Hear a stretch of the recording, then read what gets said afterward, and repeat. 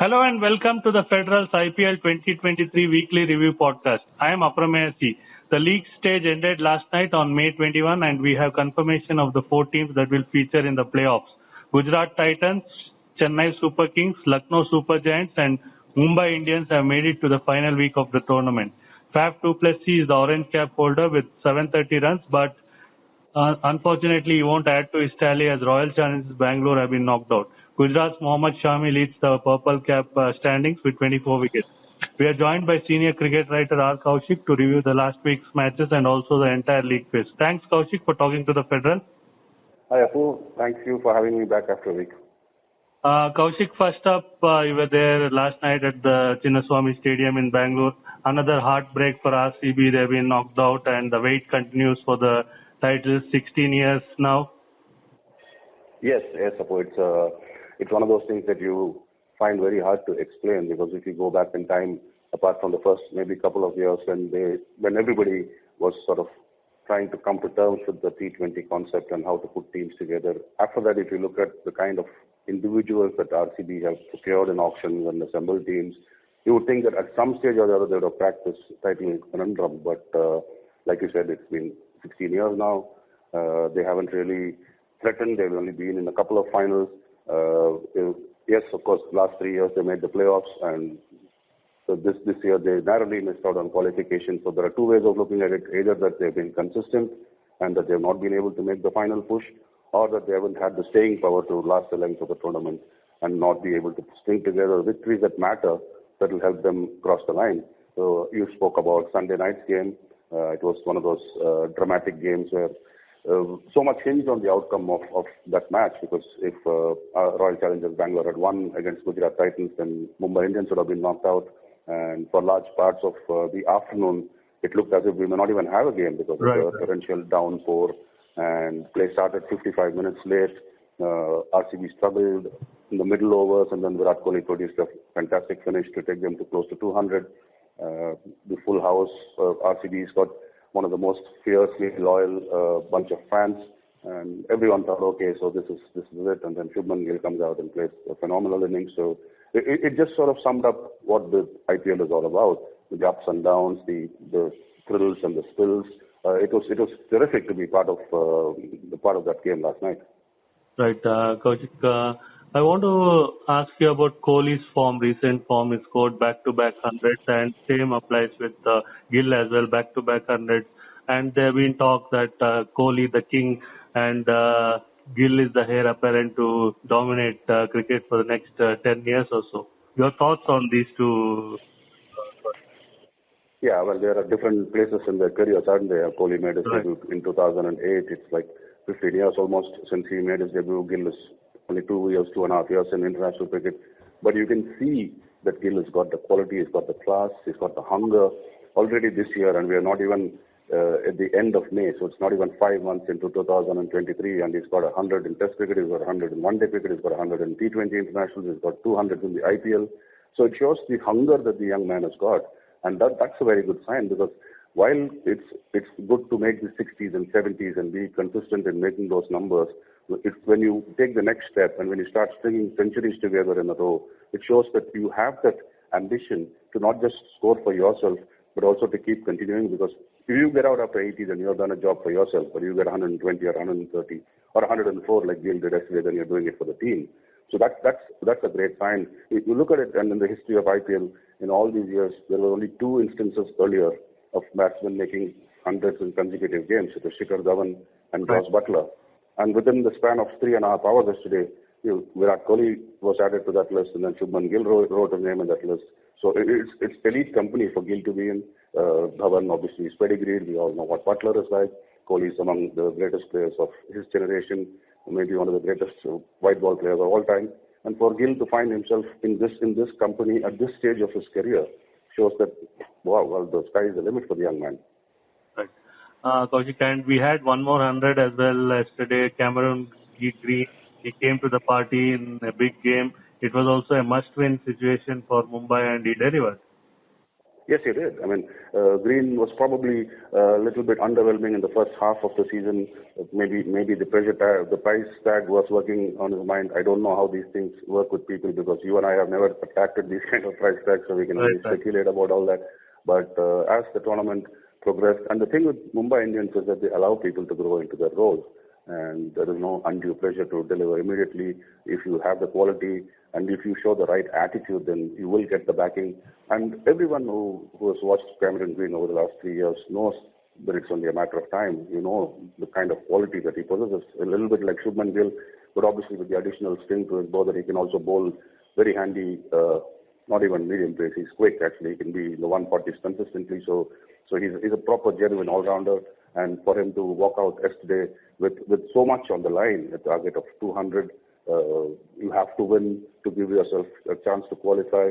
Your captain who has not had the best of seasons at the other end, and Cameron Green just assumed command, and he sort of made it easier for Rohit to follow in his wake. Some of the shots that Gill plays, Green plays, he's a powerful lad, and you could see the effortlessness with which he was clearing the boundary, some of the flattest of sixes that we have seen in this tournament. Yeah, I mean, these are fantastic signs for Australia. I mean, they have a World Test Championship final coming up against India in a fortnight's time, and then the 5-match Ashes series in England. So I'm sure the England and the Indian bowlers would have taken note of what this man is capable of. Looking back at the league phase of 70 matches and the 4 teams which have made it, Gujarat, Chennai, Lucknow and Mumbai, do you think these are the deserving playoff teams, considering how close the tournament was fought in the league phase? Yeah, well, the table tells us that these are the teams that finished in the top 4. Upon who are we to argue with that? If you look at it, there was only one game which was interrupted by the elements, only one no-result game, which means that 69 games ended decisively. So I suppose there is something to say for the consistency of these sides. You look at Gujarat Titans, they've got 20 points. They won 10 games out of 14, which is ridiculous in T20 cricket to have that kind of consistency. And out of the 4 games that they lost, one was like an improbable, miraculous win fashioned by Rinku Singh with 5 sixes of the last 5 balls.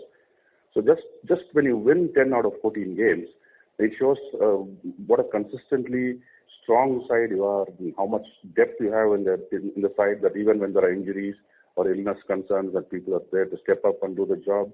So nobody can argue with Gujarat Titans being on top of the table. They are the defending champions and they've played like the defending champions till now.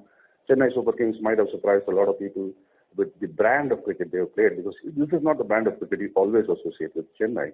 But I think some of it has to do with the kind of pitches that they've had at home this year. I mean, they're playing in Chennai after a long time. And the no-fear attitude that they have embraced this season has been really refreshing to watch. They've got 17 points. They might have got 18. Who knows if their match against Lucknow had not been washed out with Chennai in a dominant position. Lucknow, well, they needed to win their last game. They did so. Mumbai needed to win their last game. They did so. RCB have blown hot and cold throughout the season. And, you know, they've 2 wins, 2 losses, 1 win, 2 defeats. They never got any kind of a momentum shift in their direction. And I suppose coming into the must-win game last night, well, they probably felt the pressure. They had 5 games on the road, coming into the Chinnaswamy on the back of 2 wins on the road. But yeah, well, it's just one step too far, the playoffs for them. For me, the disappointment of the season will have to be Rajasthan Royals. If you look at the kind of squad that they have, the depth in their bowling attack, and the solid, powerful batting core group, I think they've been badly hit by Josh Butler's loss of form towards the second half of the season. Sanju Samson didn't have a good season at all from the point of view of his standards that he has set. So you would have expected a lot more from Rajasthan Royals, but I think it was quite a disappointing effort from them. And I guess their 59 all out against Royal Challengers Bangalore pretty much sums up how forgettable a season this has been for them. And one more thing which was noticeable in terms of statistics was that this season we had the most number of 200 plus scores and most number of sixes scored as well in the history of IPL. Your thoughts on that, the way the batting has been changing and the batters dominating the tournament? Yeah, I think there are a few reasons behind that. One, of course, is the fact that pitches across the country have gotten a lot better for batting. If you take away the Lucknow pitch, all the other pitches have been really nice for batting. You can hit through the line, the ball's coming nicely onto the bat.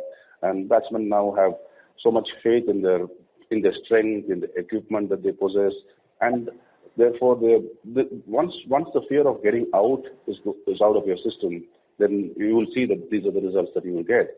The other thing is, of course, the impact player that has come in, which means that you have the option, and every team has exercised the option of playing the extra batsman. So you know that the impact, with the impact player, you back till about number 8.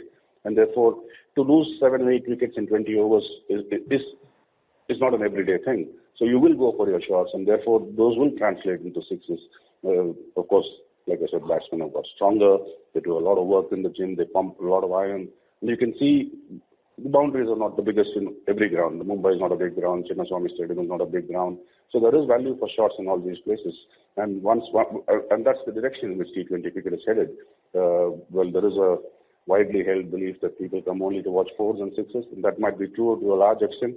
But I also feel sometimes that 160 plays 159 is as exciting as 220 plays 221. It's just as this year is a combination of factors, the good pitches and the impact player contributing to 8. I think there have been 8 successful 200 plus chases this season, out of which Mumbai alone have scored 4 times in excess of 200 to win matches. And I guess this is what we're going to see going forward.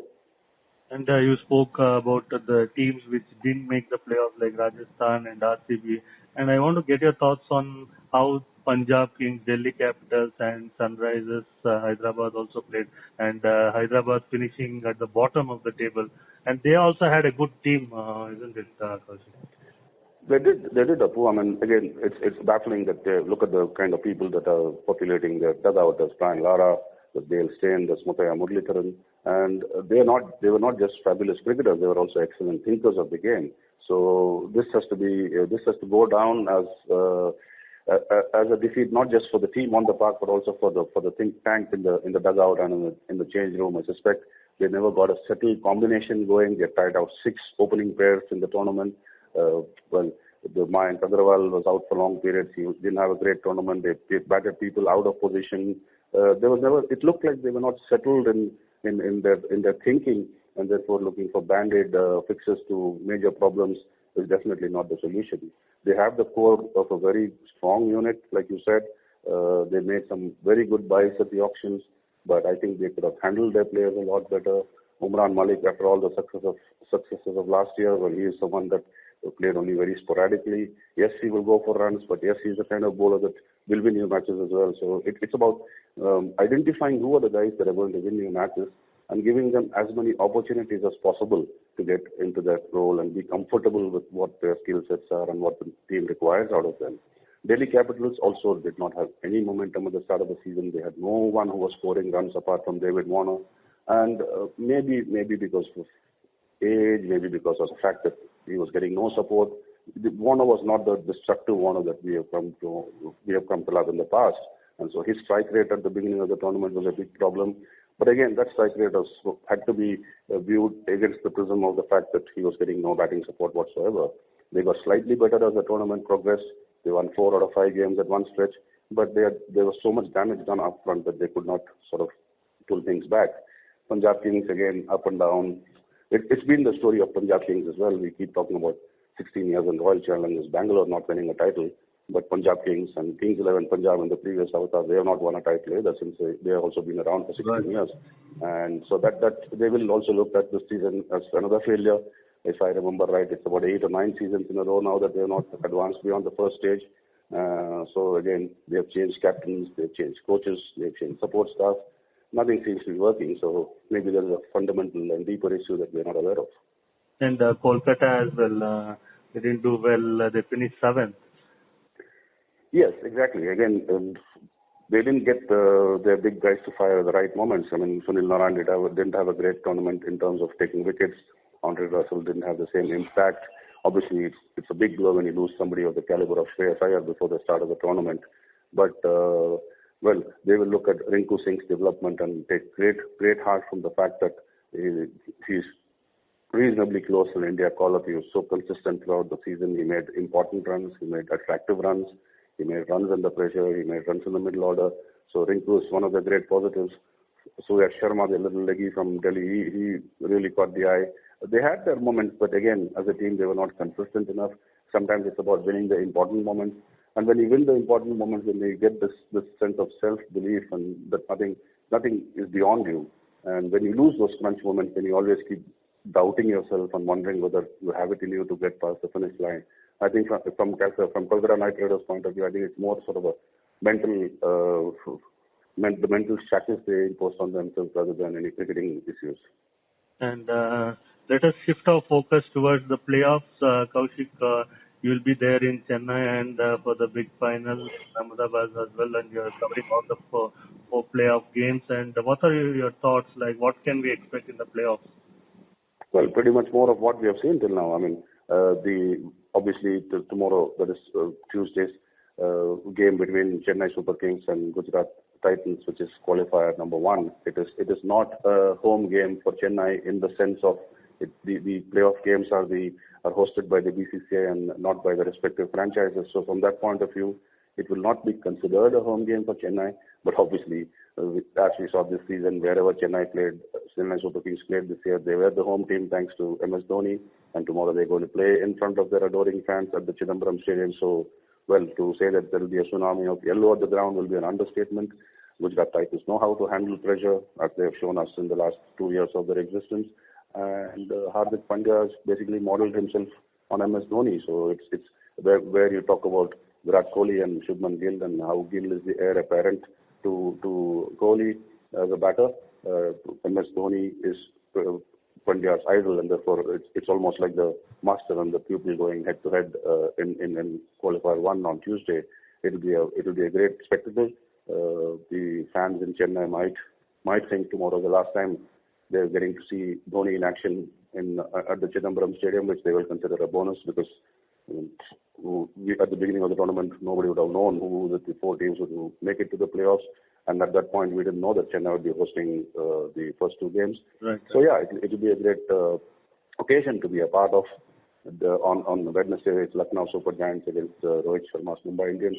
Mumbai Indians are a very, very dangerous side when they get on a late roll in the league phase, and so LSG without KL Rahul, they've been without him for a while, and obviously they will not be around for a while. So yeah, I think I would back Mumbai to come through from the eliminator. Thanks, Kaushik, for your wonderful thoughts. Thanks, Apu. Nice to be chatting with you again, and we'll catch up during the week.